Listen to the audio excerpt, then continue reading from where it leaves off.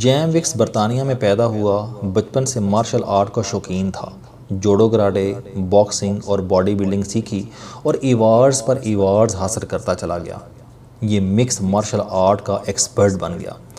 2000 میں برطانیہ سے امریکہ چلا گیا، اپنا جم بنایا اور امریکی نیوی اور فوج کو مارشل آرٹس کی ٹریننگ دینے لگا۔ زندگی شاندار گزر رہی تھی، بیوی بھی تھی، گھر بھی تھا، نام بھی تھا اور روزگار بھی۔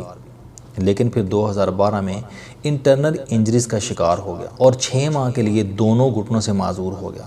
ڈاکٹروں نے اسے ایکسرسائز اور ٹریننگ سے روک دیا۔ یہ پابندی اور یہ حادثہ شروع میں اس کے لیے بیڈ لک تھا، لیکن پھر یہ بیماری پوری دنیا کے لیے گڈ لک ثابت ہو گئی۔ جیم وکس کا حادثہ ایک نئی ریسرچ، ایک نئے انکشاف کا ذریعہ بن گیا۔ آج جیم وکس اپنے حادثے کو معجزہ اور اپنے بیڈ ریسٹ کو دنیا کے لیے عظیم تحفہ قرار دیتا ہے۔ یہ تحفہ کیا تھا؟ یہ تحفہ خوراک تھی۔ جیم وکس نے گھر میں بیٹھ کر خوراک پر تحقیق شروع کر دی۔ تحقیق کے دوران پتہ چلا کہ انسان کے لیے پودوں سے حاصل ہونے والی خوراک بہترین ہوتی ہے۔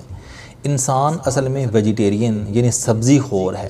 یہ جب تک سبزی اور پودوں تک محدود تھا تو یہ اس وقت تک صحت مند بھی رہتا تھا، خوش بھی اور ایکٹیو بھی۔ اس کی عمر بھی اس وقت تک زیادہ ہوتی تھی اور صحت بھی۔ انسان نے جب گوشت کھانا شروع کیا تو اس کی عمر بھی کم ہو گئی اور یہ بیماریوں کا شکار بھی ہونے لگا۔ جیم وکس کو پتہ چلا انسان کو زیادہ تر بیماریاں گوشت اور انڈوں سے لگتی ہیں۔ یہ جتنی ریسرچ کرتا گیا اسے پتہ چلتا گیا کہ دنیا کے تمام بڑے جنگجو سبزی خور تھے۔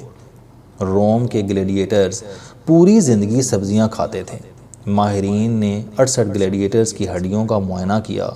یہ عام لوگوں سے کئی گنا طاقتور ہڈیوں کے مالک تھے اور یہ تمام سبزیاں کھاتے تھے۔ جیم وکس کو یہ بھی معلوم ہوا کہ سپورٹس میں ورلڈ ریکارڈز قائم کرنے والے 95% کھلاڑی بھی ویجیٹیرینز تھے۔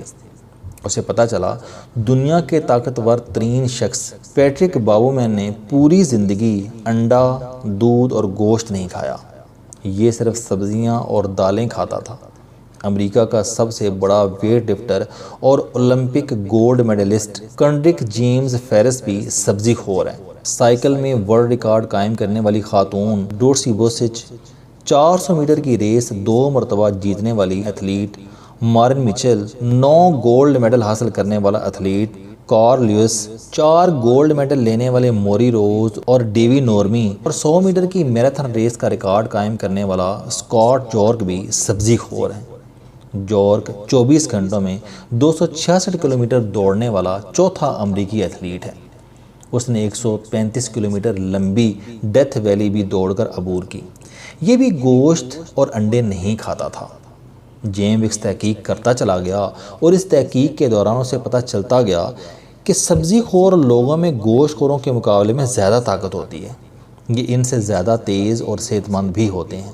اسے یہ بھی پتہ چلا سبزیوں اور دالوں میں ریکوری اور صحت کی بحالی کے عناصر بھی زیادہ ہوتے ہیں۔ مریض اگر سبزیوں کا سوپ پئیں تو یہ جلدی صحت یاب ہو جاتے ہیں۔ جیم وکس کی تحقیقات نے دنیا کو حیران کر دیا۔ اس نے بعد ازاں دی گیم چینجر کے نام سے ڈاکومنٹری فلم بنائی اور پوری دنیا میں تہلکہ مچا دیا۔ ڈاکومنٹری کا خلاصہ یہ تھا، ہم جو کھاتے ہیں ہم ویسے بن جاتے ہیں۔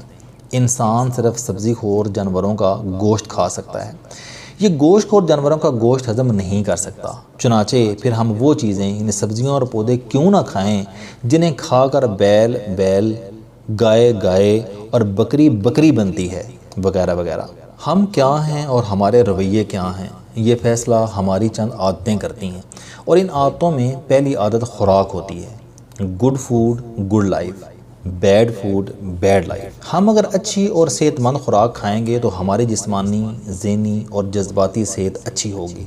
ہم کیا ہیں، اس کا دوسرا فیصلہ پانی اور ہوا کرتے ہیں۔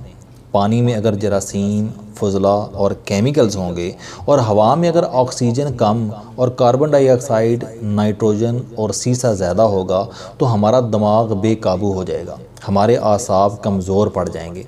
تیسرا فیصلہ ماحول اور میڈیا کرتا ہے۔ چوتھا فیصلہ معاشی دباؤ، روزگار اور ضروریات زندگی کرتی ہیں۔ 5واں فیصلہ رشتہ داروں کے رویے، توقعات، دوست اور لوگ کرتے ہیں، اور آخری فیصلہ نیند ہماری زندگی میں بے انتہا اہم ہوتی ہے۔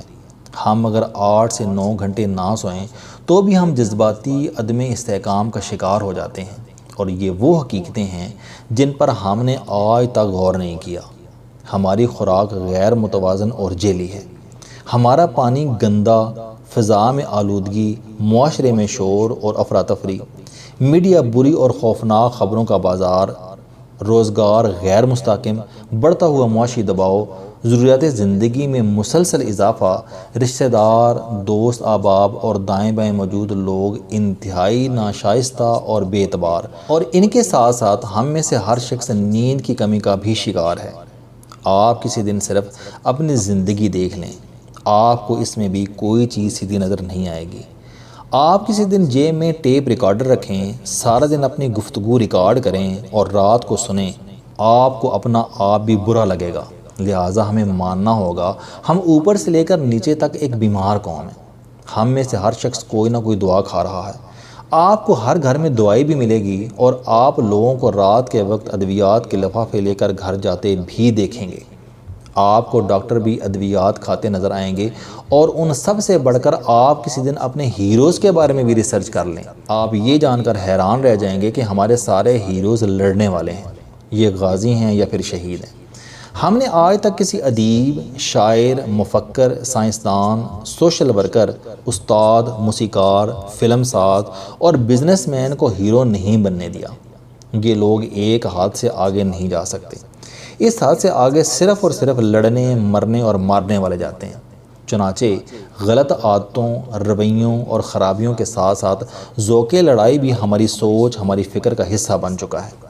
لہٰذا ہم ذہنی، جسمانی اور روحانی تینوں سطحوں پر بیمار قوم بن چکے ہیں، اور یہ بیماری ایوان صدر سے لے کر بشیرے کے کھوکھے تک کامن ہے۔ بشیرہ بھی بیمار ہے اور ایوان صدر بھی۔ ہمارے ملک میں اگر کوئی پالیسی ساز، اگر کوئی منصوبہ ساز ہے تو پھر اسے ہسپتال پر وکلاء کے حملے کو نان سیریس نہیں لینا چاہیے۔ یہ واقعہ ہماری قومی سوچ، ہمارے مجموعی رویوں کا اظہار ہے۔ ہم منحص القوم ایسے ہیں، آپ کو یقین نہ آئے تو آپ مسجدوں کا ریکارڈ نکال کر دیکھ لیں، آپ کو نمازی وضو خانوں سے لے کر صفوں تک لڑتے نظر آئیں گے۔ ملک میں رمضان کے ہر دن لڑائی ہوتی ہے۔ حکومت چند سال پہلے تک محرم اور ربیع الاول کے جلوسوں کی نگرانی پولیس کے حوالے کرتی تھی، لیکن ہم اب اپنے شہر میں فوج تعینات کرتے ہیں۔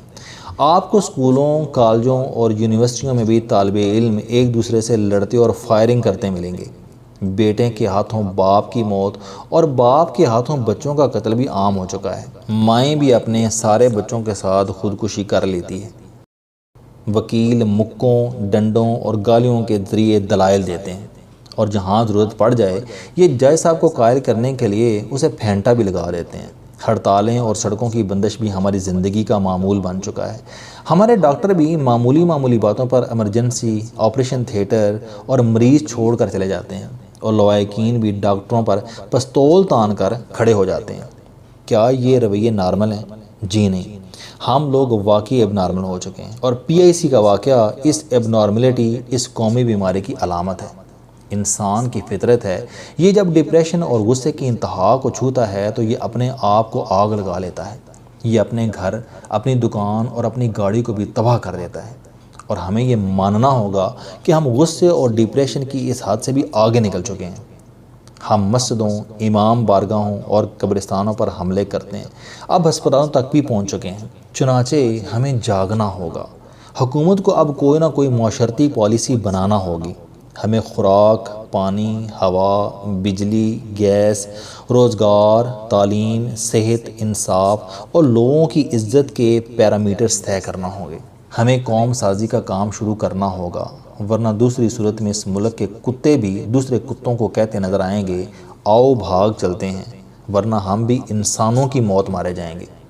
ہم اگر آج بھی نہیں جاگتے، ہم اگر آج بھی قوم کو قوم نہیں بناتے تو پھر لکھ لیجئے یہ ملک اگلی نسل نہیں دیکھ سکے گا۔ ہم میں سے آدھوں کو مار دیں گے، اور جو باقی بچ جائیں گے وہ خودکشی کر لیں گے اور بات ختم۔ چنانچہ ہمیں قدرت کی وسل سننا ہوگی۔ ہمیں اب جاگنا ہوگا، اس سے پہلے کہ قدرت ہم سے مکمل مایوس ہو جائے۔ अस्सलाम वालेकुम दोस्तों, इल्म दोस्ती चैनल बनाने का मकसद मोटिवेशनल और ज़िंदगी बदल देने वाली कहानियाँ आप तक पहुँचाना है। मुझे खुशी है कि आप अहबाब को ये वीडियोस बहुत पसंद आ रही हैं। कोई भी शख्स जो मायूसियों में घिरा हो या कोई भी शख्स जो अपनी ज़िंदगी मुस्बत अंदाज से गुजारना चाहता है, उसके लिए ये चैनल लाइफ चेंजिंग साबित होगा। मेरा दावा है कि कोई भी शख्स अगर इस चैनल की वीडियोस देख और सुन लेगा तो उसकी ज़िंदगी बदल जाएगी। अगर आपको ये चैनल पसंद आए तो इसे सब्सक्राइब करना ना भूलें ताकि हर नई आने वाली वीडियो आप तक पहुंच सके। इस वीडियो को दूसरों तक ज़रूर पहुंचाएं क्योंकि ये सदका जारिया है। आप अहबाब का